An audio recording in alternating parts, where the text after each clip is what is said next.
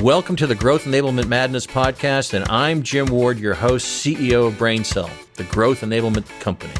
I'm absolutely mad about helping businesses grow and scale. And in this podcast, my team and I get a chance to talk shop with industry thought leaders about a variety of growth enablement strategies, stories, and technology trends.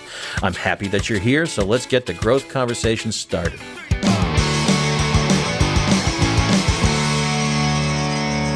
Welcome, folks. This is Jim Ward. I'm CEO of BrainCell, and welcome to the Growth Enablement Madness podcast, where we are absolutely mad about growth and scaling companies through the use of technologies and strategies, all that stuff. We have a great guest with us today, but before we introduce our guest, let me thank my co-conspirators, Sarah Reed. Sarah, say hi. Hi, everyone. That's it? That's all you got? That's it. Good to be here. Sarah, what do you do here? I'm the VP of Marketing here at BrainCell. So I head up our marketing team. Nice to meet you. Nice to meet you, Jim. Awesome. And the other co-conspirator is Allie Lipman. Allie, say hi. Hi, everyone. Should I also again? Well, maybe if you didn't learn from the first one, I said that's it. Well, all right. Hi, everyone. I'm an account executive here at BrainCell. I help pair customers and their business strategies with growth enablement technologies in the customer experience realm. That includes CRM, marketing technologies, business intelligence, data, and customer service tools. And they're both really extreme experts. I'm lucky to have these folks around me. Very, very lucky. So if you get a chance, call in and talk to Allie, talk to Sarah. She's an expert in marketing, digital marketing. But today we have a terrific guest with us. Her name is Shruti Kapoor. And Shruti, you're president of Wingman or CEO? Yeah, I'm the CEO and founder of Wingman. Oh, you found it. I wonder where you found it. Where was it? That was a joke. See, and by the way, just want to mention that the job of Allie and Sarah are to laugh at my not so funny dad jokes. But Shruti, if you want to laugh along, that's great too. We really appreciate it. So Shruti is CEO and founder of Wingman. Tell us a little bit about Wingman, because we are your partner. And early on, I thought this was a very unique company, which is why we brought you into the portfolio. But tell us about the company and what it does. Absolutely. I like to say that we're in the business of helping salespeople do their best work. What we really do is we actually look at every sales interaction and use AI to break it up into understanding what is going well, what is really working. So that includes recording your phone calls for sales, recording your video meetings, looking at all of your emails, and then kind of dissecting it to say, hey, this is helping me close more deals. These are some of the reps who are doing really well. Why are they doing well? What are they doing differently from the rest of the pack? And then more importantly, and all of us know that, right? We suffer from having too much data and information today because, your CRMs are automatically enriched and there's just like a bunch of stuff coming in. The idea is not to just put that in another beautiful looking dashboard, but to help people take action on that. So we actually break up all of these insights into small nudges and tell people what they could be doing better at the time when they could actually use the nudges. So I like to say it's like we don't just help people do postmortems, we actually help them do surgeries so they can save lives, or in this case, deals. Yeah. No, that's an excellent example. I'm going to step back for a second and talk about the phrase growth enablement, because after you tell me what Wingman does, it rings or resonates for me around our definition of growth enablement. But I just blurred that. I like growth enablement. I should have said that more articulately. I've been noticing that lately, by the way. I'm mumbling. Must be age. Anyways, what does growth enablement mean to you, Shruti? Yeah. So, you literally break that up into saying, what are the different components of growth and how do I enable the different parts of it and how do I scale that up, right?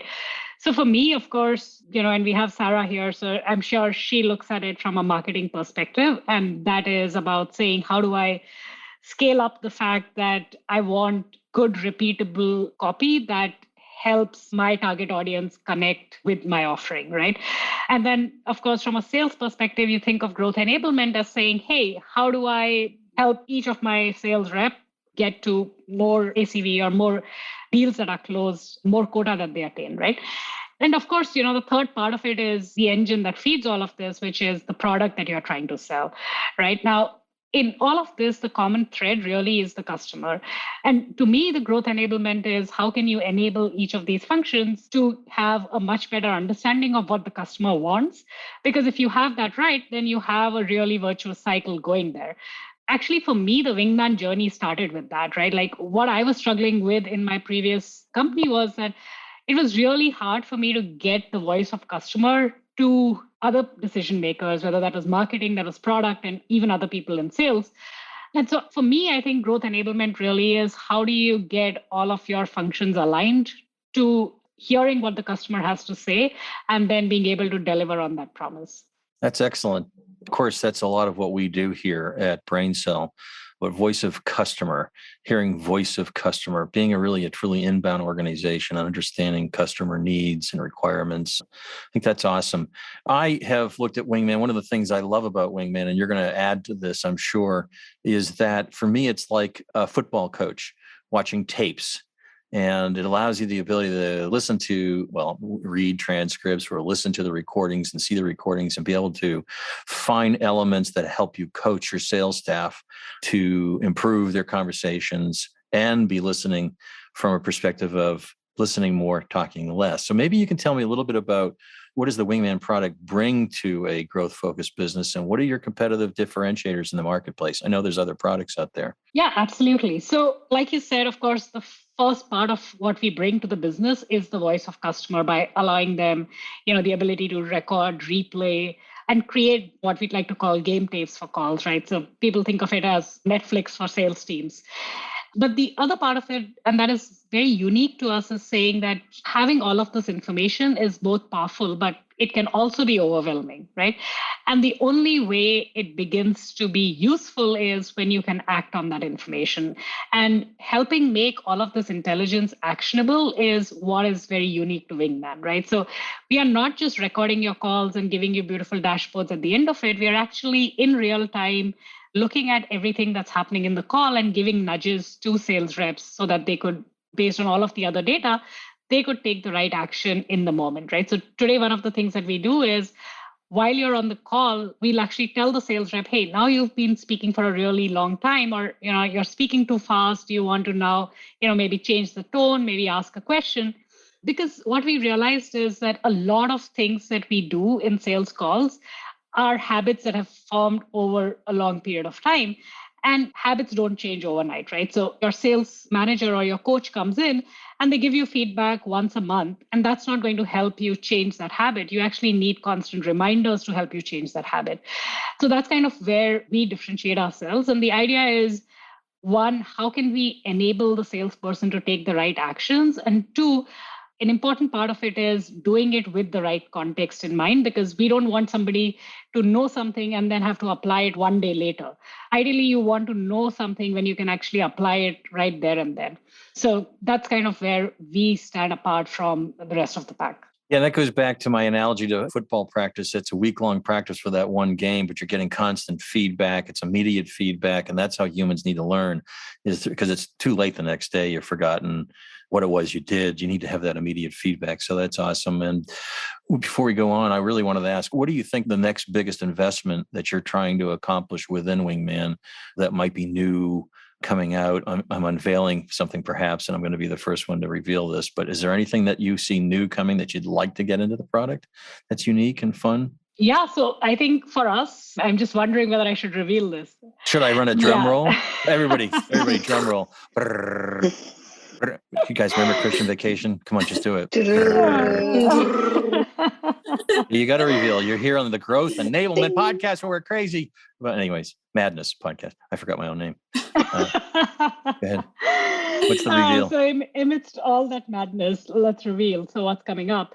So what we realized is just telling people what to do during their meeting is not the be it and end all. So what we are now going to roll out is helping people right after the call to act on their next step. So it's literally like you get off the call and you have like your action plan ready in front of you. And all you have to do is like, it'll have the right calls to action. You click on it and it lets you take the action right from there. So you no longer need to kind of rely on your memory to say, hey, I know I promised to send them something, but I can't remember what it was. And then having to dig through like your calls and notes and everything to find that out. It's going to give you like your summary card of, hey, this is your game plan for this deal. Isn't that cool, guys? That is so cool. Very cool. Especially for salespeople, right? Everybody who's listening, you heard it here first. This is the big reveal. And likely because of my journalistic capabilities, I've been able to get Shruti to reveal these new things that nobody else knows about. Isn't that right, Shruti? Except for your internal team? Absolutely. Wow. That's unbelievable. All right. Well, let me take a look at your leadership style. So let's talk about your leadership in this world. What's your approach to promoting growth and scale at Wingman? What do you do to promote growth and scale? Yeah, so I think the most important thing with promoting growth and scale is allowing people within the team to grow and scale really well, because we are growing so fast. Like we grew our team 5x last year, and it's important as we grow with that speed, each of the people are also able to scale themselves to the next role or to the next level that is required of them. And so kind of my secret sauce to telling people how they could scale up or how they could even understand what is required of them is to actually get external mentors that can help them with the coaching, with showing them what does their future look like in their new role.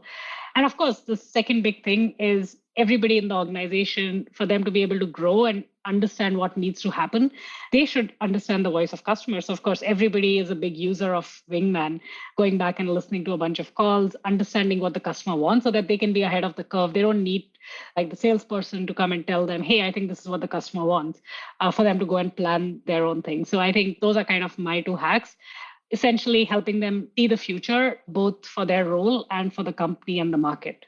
Allie, as a person who is directly involved with the sales aspect of the business, you've been using Wingman, right, to listen to Yeah, your own I'm a conversations? daily user. Yep. Yeah. And we do. I said do. Sorry, everybody. We do use game plans. We have folks putting in Game tapes, yeah. Game tapes. Yeah. Go ahead and correct me there, and Sarah, that game tapes. We do use those because it's great to have both. I think it's both important to have great conversations, but learn from bad conversations. So a game tape could be either one, and seeing an example of, geez, what went right, what went wrong. So that's something we've been using internally. It's been a terrific tool for us. So tell me, in your business, are you using data and AI in your decisions for your business right now? Yeah, absolutely. So I'll give a few examples. And we are, of course, an AI company when it comes to the product. But when it comes to how do we run the business, we also constantly look at data to help make those decisions, right? So before we launch a feature, like the feature that we just kind of talked about. That we just told everybody about, that's a big reveal, you mean? Exactly, the big reveal. Yes, that I uncovered.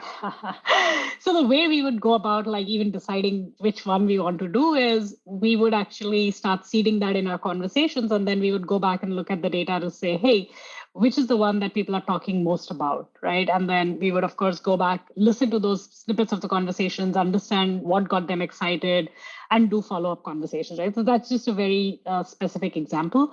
But then overall as a business, what we would also do is we would look at user behavior on the product to understand which parts of the product do people engage with the most.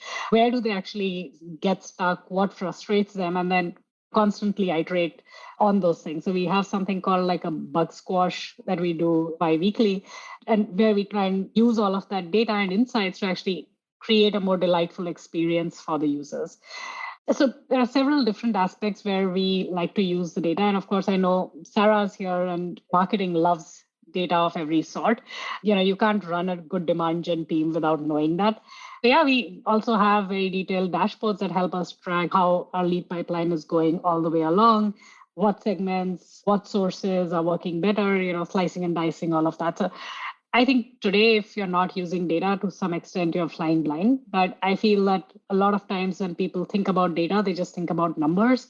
But there is also a lot of qualitative information that needs to go into the decision making.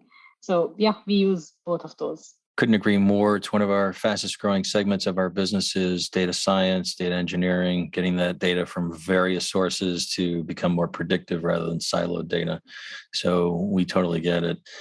And so if you were to put this data conversation into context, is there anything specific that it's helping your sales teams do to improve themselves or improve the sales effort?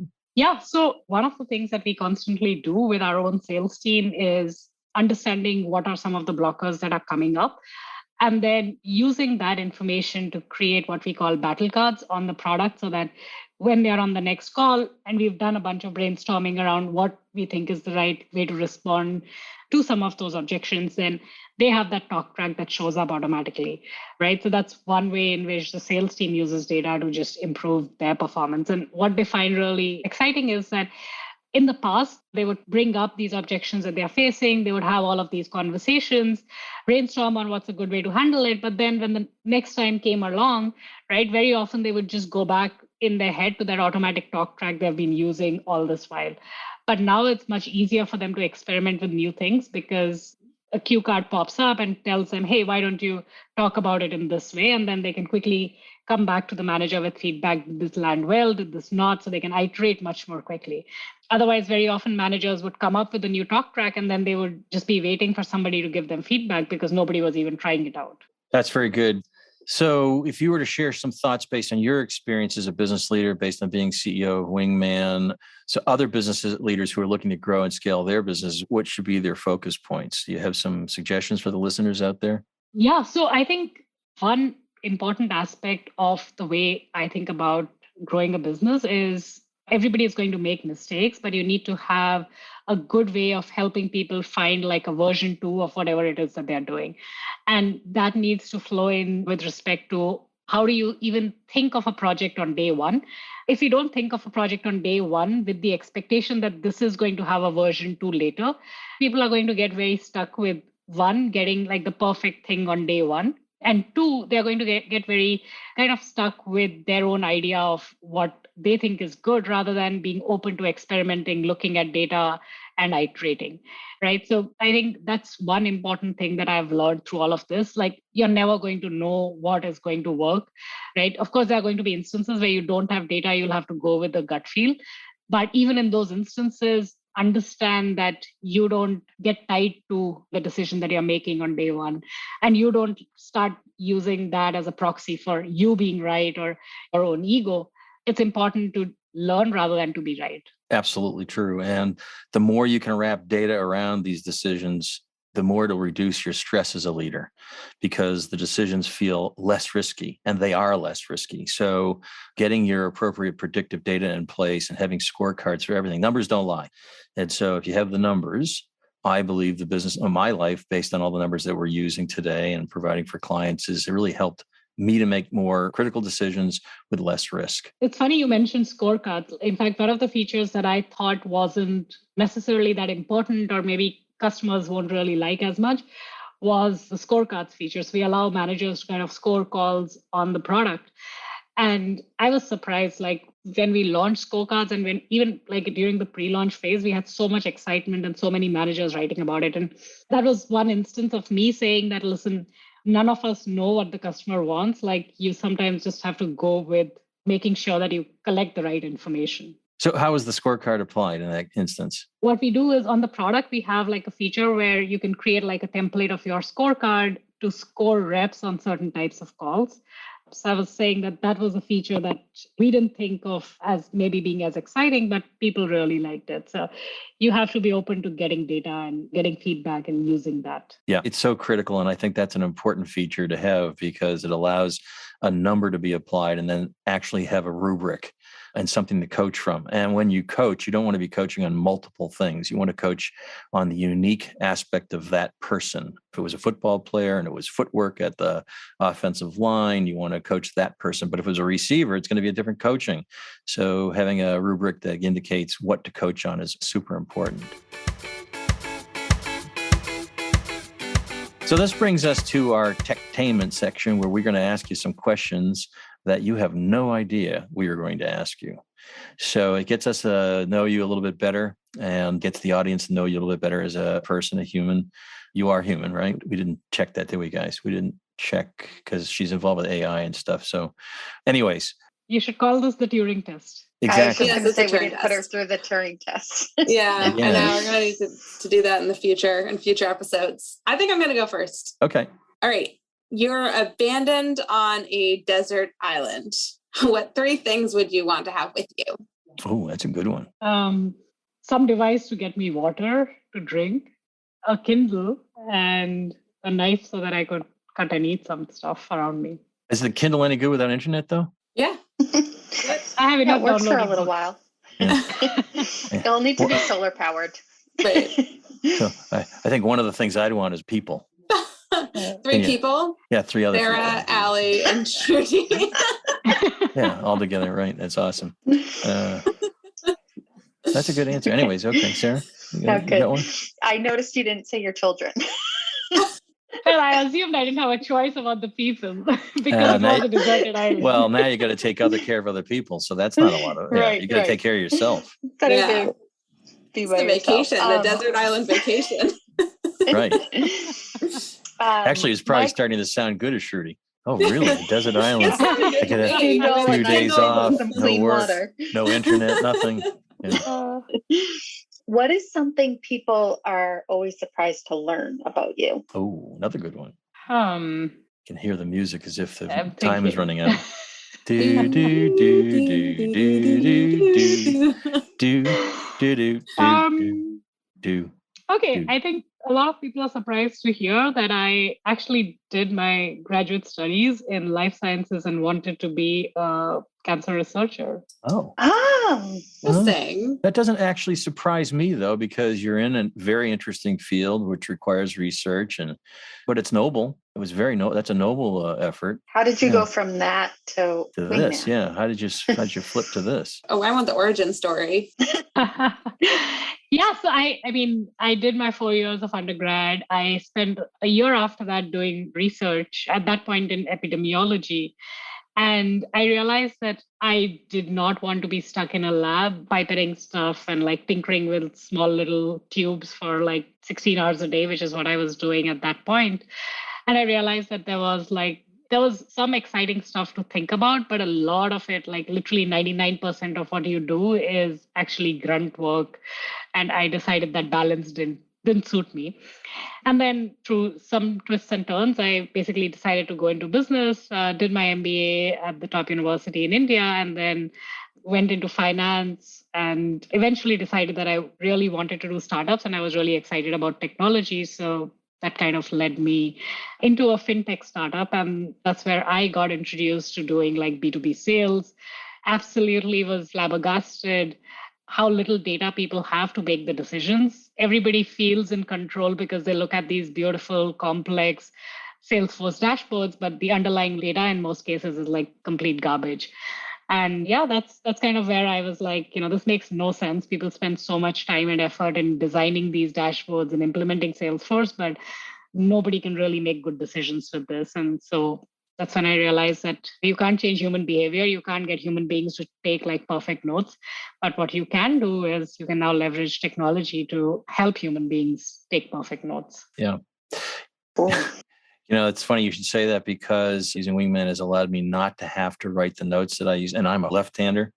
And so I can't read my own writing after I've written it. So it's really helpful. It's been a tremendous step forward. All right. So I have a question for you. Using just one word, name something that drives your success. So one word, name something that drives your success. Empathy. Empathy. What a great word. Yeah. Tell me about that. What does that mean to you?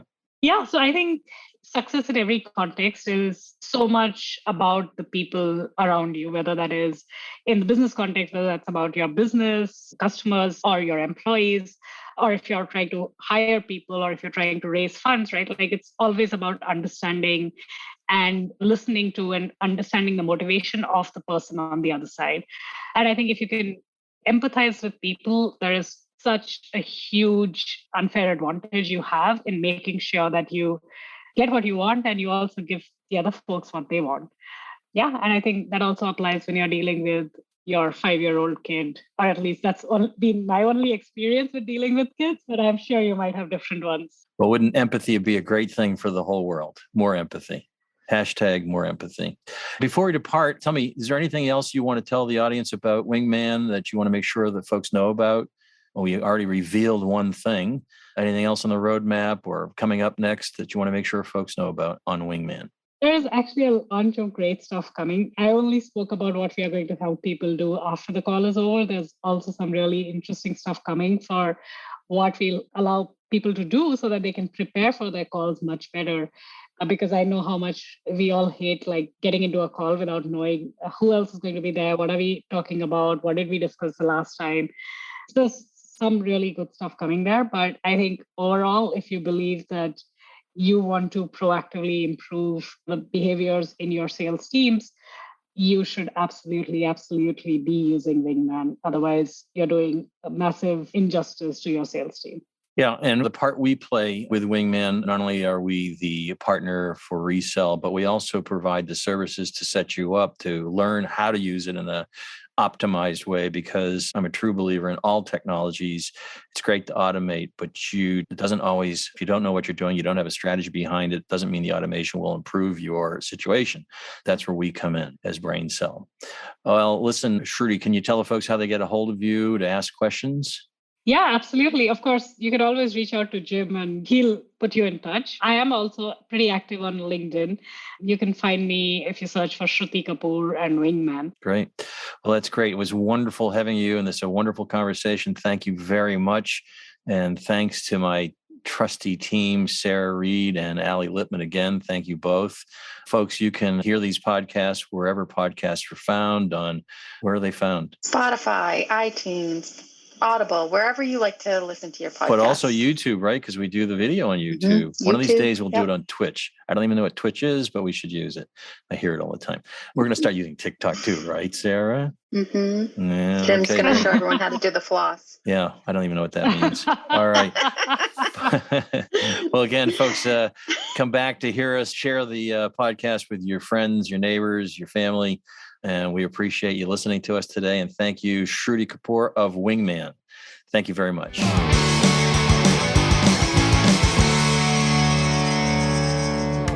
Thank you for listening to this episode of Growth Enablement Madness podcast. I also want to thank Divinio Podcast for this episode's production and distribution. Finally, thank you to Sam Ward for our musical introduction and outro. Be sure to check out all of our episodes wherever you listen to your podcasts, including Spotify, Apple Podcasts, Google Podcasts, and more. New episodes are available monthly and cover all important topics for growing and scaling your business. Until next time, this is Jim Ward signing off. Let's grow.